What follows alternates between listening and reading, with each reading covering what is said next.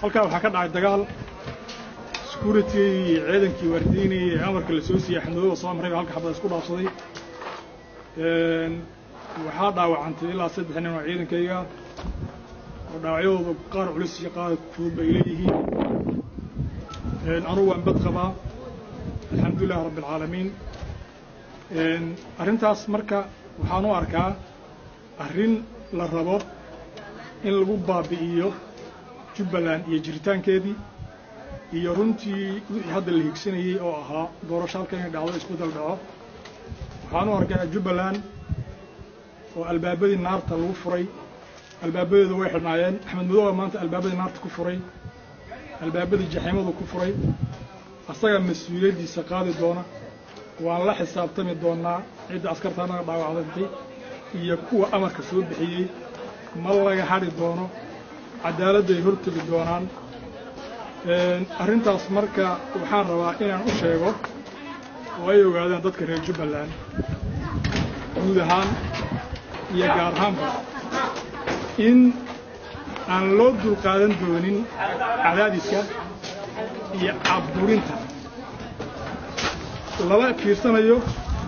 dadka musharaxiinta ee runtii ay tahay in la xurmeeyo taariikhda kule waddankan haddana raba inay xilal ka qabtaan runtii arrintaa waxaan arkaa arrin sharaf dhac ku ah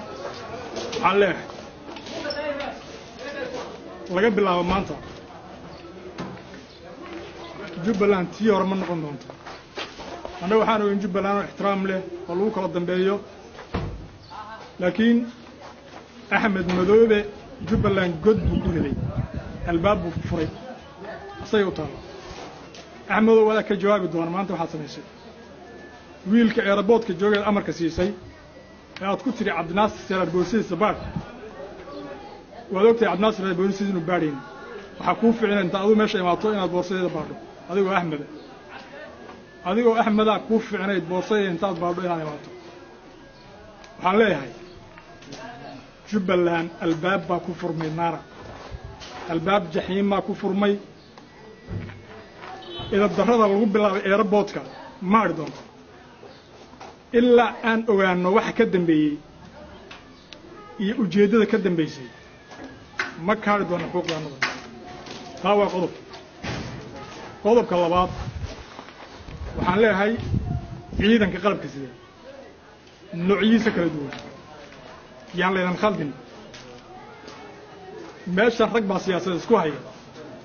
Axmed Madow wuu fashilmay wuxuu ku fashilmay inuu hanto